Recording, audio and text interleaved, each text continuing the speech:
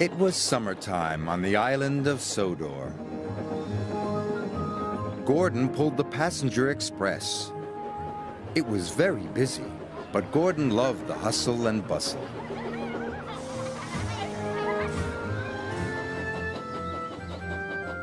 Henry hauled freight cars in the forest. He loved the peace and quiet, but he didn't see many people. Sometimes working in the forest could be very lonely. Later, Henry pulled into Knapford Station. He was delighted to see all the passengers. But Gordon was not delighted to see Henry. "Keep your smelly freight away from my passengers," grumbled Gordon. "But it's only logs," chuffed Henry. "Passengers and freight do not mix," huffed Gordon, and he wheeshed away. Henry watched the express leave the station. "I'd like to pull passengers," sighed Henry, "just for a change."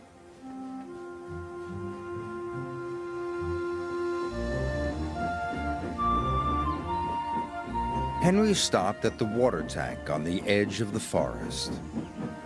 Children were standing by one of the trees.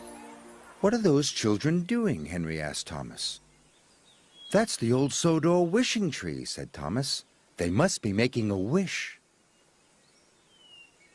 "A wishing tree?" gasped Henry. "How wonderful!" "Do you think it could make my wish come true?" asked Henry. "It might," said Thomas, and he puffed away. Henry rolled up to the wishing tree. He took a deep breath and made a wish, as hard as he could. I wish I could pull the express instead of Gordon," he said. That evening, Sir Topham Hatt came to see Henry. "Tomorrow, you will pull the express," he said.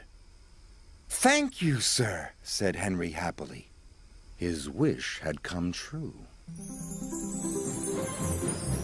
The next morning, Henry chuffed cheerfully into Knapford Station.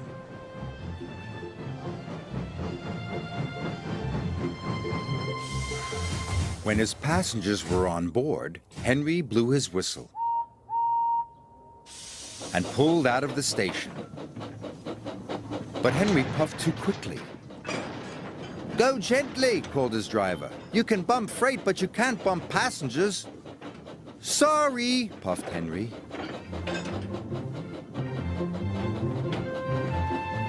Henry puffed proudly through the countryside. "Pulling passengers is a grand job," he said. Gordon was in the repair yard. He was being fitted with a new boiler.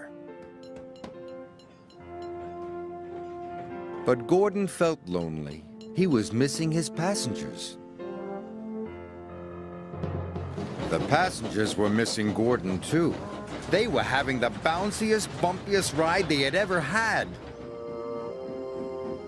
When Henry got back to the sheds, Sir Topham Hatt was waiting for him.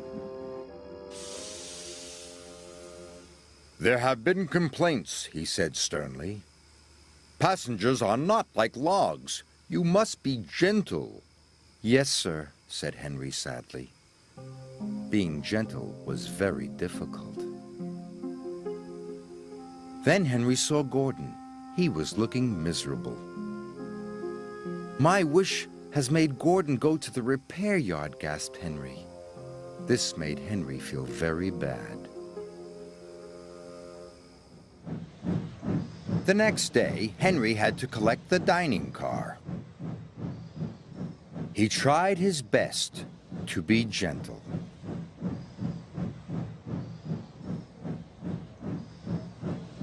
But he shunted the dining car so hard, everything flew into the air. There were more complaints than ever. Henry didn't want to pull passengers anymore. He wanted to wish everything back to normal.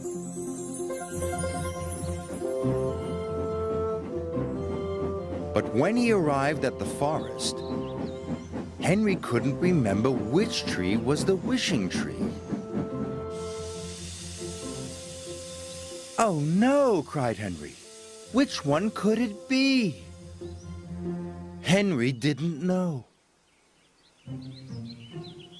So he decided to wish on all the trees.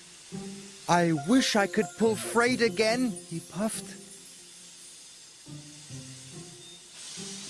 Then he moved to the next tree, and he wished again. "I wish I could pull freight again."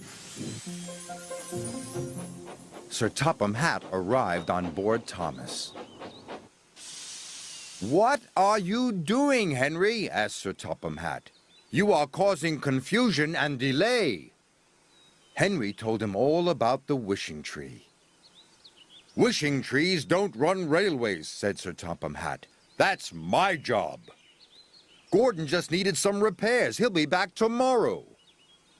Henry was delighted. The next day, Gordon came back to work. He looked as good as new. The passengers were so pleased to see him. They cheered and cheered and cheered. Gordon beamed happily for the rest of the day. Henry was happy to be back in the peace and quiet of the forest. At the end of the day, he stopped near the wishing tree. And even though Sir Topham Hatt had told him trees don't run railways, Henry wished he would never have to pull passengers ever again, just in case.